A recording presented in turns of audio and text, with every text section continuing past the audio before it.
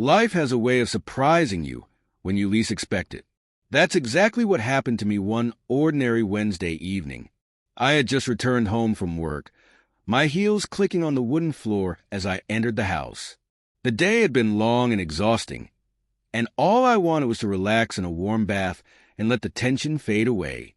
Little did I know, that evening would leave a lasting impact on my life, one that would change everything in our home.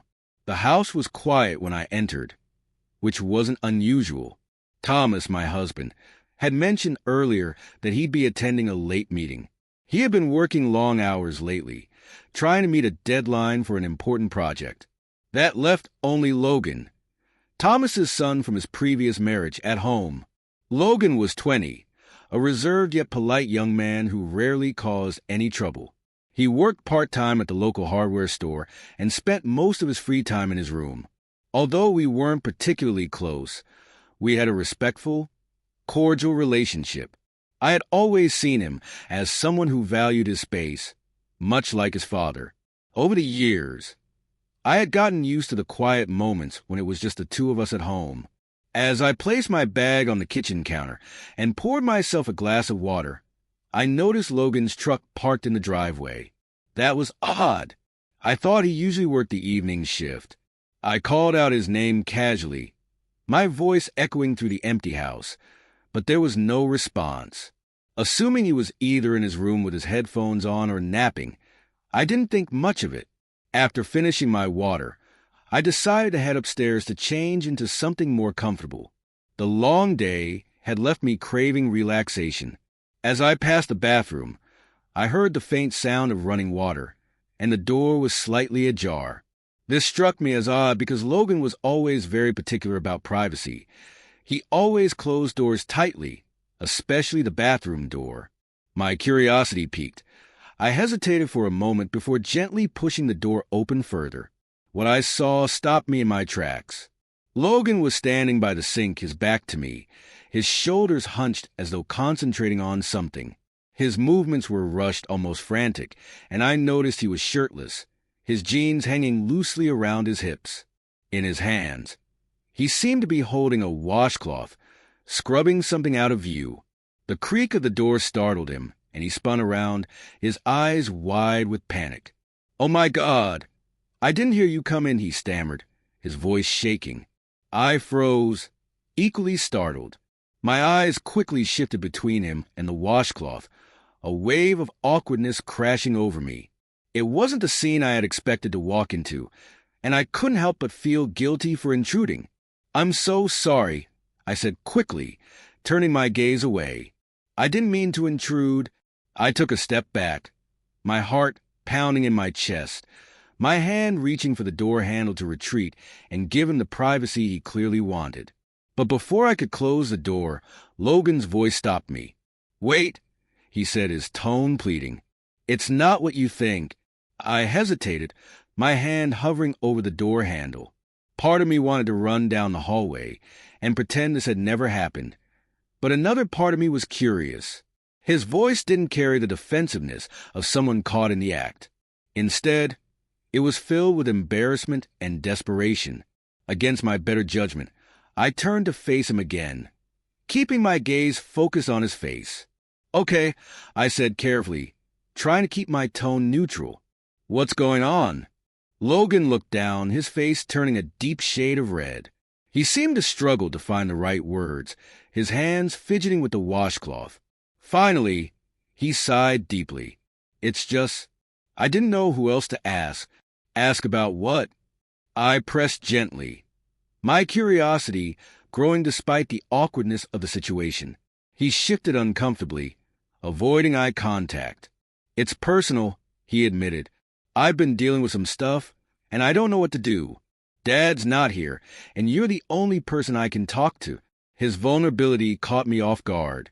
Logan had always been independent, rarely opening up about personal matters. The fact that he was turning to me for help made me stop and think. I stepped into the bathroom, closing the door slightly behind me for privacy. "All right," I said, keeping my tone calm. "Why don't you tell me what's going on?" Logan hesitated, but eventually began to explain. He spoke in vague terms at first, stumbling over his words as he tried to describe the discomfort he was experiencing. I listened carefully, piecing together what he was trying to say. It became clear that this was a sensitive issue, one he felt too embarrassed to talk about with his dad. I couldn't help but feel a pang of empathy for him. It's never easy to ask for help, especially with something so personal. After a moment of thought, I spoke. Okay, first of all, it's good that you're paying attention to these things. It shows you care about your health. Second, there's no shame in asking questions or seeking advice. Logan looked up at me, his eyes filled with a mix of gratitude and relief. Really?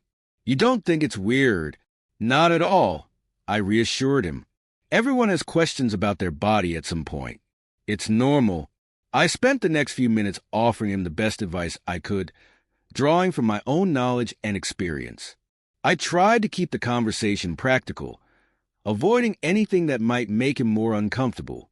I could tell this conversation was a huge relief for him, even though it had started out awkwardly.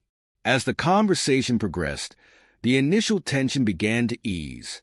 Logan relaxed, and I could see how much he appreciated having someone to talk to. By the time we finished, he seemed visibly calmer and even managed a small smile. Thanks, he said quietly, his voice almost a whisper. I didn't think I could talk to anyone about this. I smiled back, feeling a sense of relief that the tension had passed. You're welcome, Logan. And remember, it's always okay to ask for help. No one has all the answers. As I left the bathroom, I couldn't help but feel a strange mix of emotions. On one hand, I was glad I could be there for Logan when he needed someone to talk to. On the other hand, the situation had been so unexpected and out of the ordinary that I wasn't sure how to process it. Something about the encounter felt significant, like it had shifted our relationship in a way I couldn't quite understand. I just didn't know what it meant or how it would affect things in the future. I tried to push the strange feeling away as I went about the rest of my evening, but it lingered in the back of my mind, like a shadow. The house was quiet, with only the faint hum of the air conditioning breaking the silence.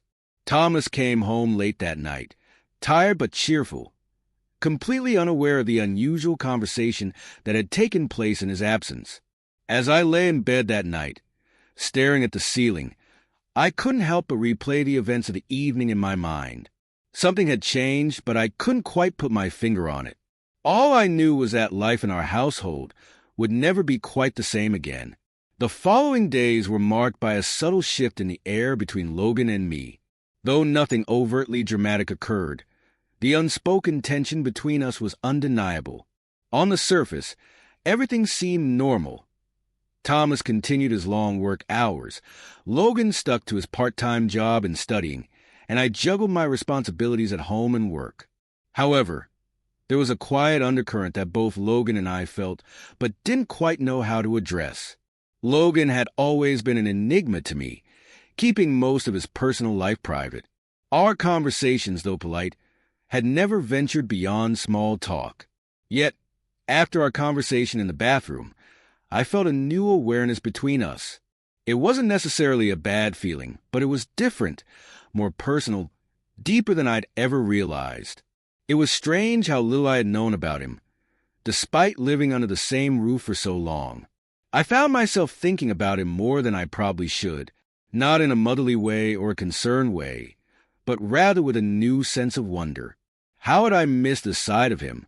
He wasn't just a quiet young man who kept to himself. There was a depth to him that I hadn't seen before, an emotional world that was waiting to be understood. One Friday evening, the change in Logan's behavior became more apparent.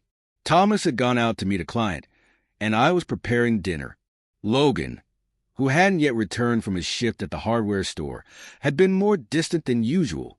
As I chopped vegetables, I heard the familiar sound of his truck pulling into the driveway. I paused for a moment, knife still hovering in the air, unsure of how to greet him. The tension that had been building between us made me nervous about how to break the silence. When Logan entered the house, I called out to him, trying to sound casual. "Hey, Logan," I said. He didn't respond immediately, but his footsteps grew louder as he walked into the kitchen. He looked tired, but there was a faint smile on his face. "Hey," he said quietly, "what's for dinner?" I smiled, relieved that he wasn't acting cold. "Just some pasta. You hungry?" "Yeah, I'm starving," he replied, walking over to get a glass of water. We ate together in comfortable silence at first. The only sound was the clink of forks against plates. But I noticed a change in Logan. He seemed more at ease, less tense than he had been in the past few days. His smile was more genuine, and his posture was more relaxed. After a while, he set down his fork and looked at me, a faint blush coloring his cheeks. "I've been thinking about what you said the other night," he began, hesitating for a moment before continuing. "And I wanted to thank you again for listening." I met his eyes, the sincerity in his voice making my heart soften. I had been waiting for this moment, unsure of how to respond, but grateful that he felt comfortable enough to open up. "Of course, Logan," I said gently. "I'm glad I could help." There was a pause, and then Logan spoke again, his voice quieter. "You've always been nice to me, and I didn't want you to think I didn't appreciate it." I nodded, feeling a lump form in my throat. "I know it's not always easy," I said after a moment, "but I'm glad you know you can talk to me any time." He smiled again, this time with more ease. "I'll try to remember that," he said, reaching for another bite of his pasta. As dinner continued, we fell into a more casual conversation. We talked about his studies, how his part-time job was going, and the latest show we were both watching on Netflix. It wasn't much, but it was progress. Logan was beginning to open up little by little. Later that evening, after we finished eating, I sat on the couch with a book to unwind.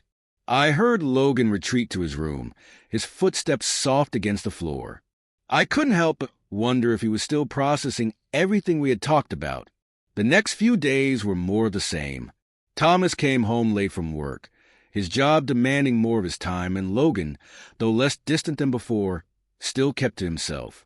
We shared brief but significant conversations at dinner, and he seemed more comfortable around me. But there was an underlying tension between us, something neither of us seemed willing to address. It was during one of those quiet evenings, about a week after our conversation in the bathroom, that Logan did something that caught me completely off guard. It was nearing bedtime, and I was curled up on the couch watching a drama when Logan appeared in the doorway. His expression was unreadable, his posture hesitant. "Can I talk to you?" he asked, his voice just above a whisper. I sat up quickly, unsure of what to expect. "Of course. Come on in." He stepped into the room slowly, his body language stiff, as if he wasn't sure what he was about to say. "What's on your mind?" I asked gently, wanting to make him feel at ease. Logan shifted from foot to foot, avoiding my gaze for a moment before speaking. "I've been thinking about the stuff I talked to you about, and I think I need to tell Dad. I don't know how, but I think he needs to know what I'm going through." I was taken aback by his words. The vulnerability he showed now felt different. This wasn't just about needing help, but also about taking responsibility for his feelings and seeking help from Thomas, not just from me. I smiled, trying to reassure him. "That's a big step, Logan," I said softly, "and I think Thomas will appreciate you coming to him. It's not easy, but it's important." He nodded, his eyes meeting mine. There was a flicker of gratitude in his gaze, and I could see that the decision to talk to Thomas wasn't an easy one for him. But I could also tell that he had come a long way. "I don't want to make things weird between us," he said quietly. "I know it's been different lately." I shook my head, feeling a rush of warmth toward him. "It's not weird at all," I assured him. "We're family, Logan. We help each other, no matter what." He gave me a small smile and nodded, then turned to leave. "Thanks for everything," he said over his shoulder as he left the room. I let out a breath I didn't know I was holding. I felt a deep sense of pride in him. He was learning how to communicate, to seek help, and to process his emotions in a healthy way.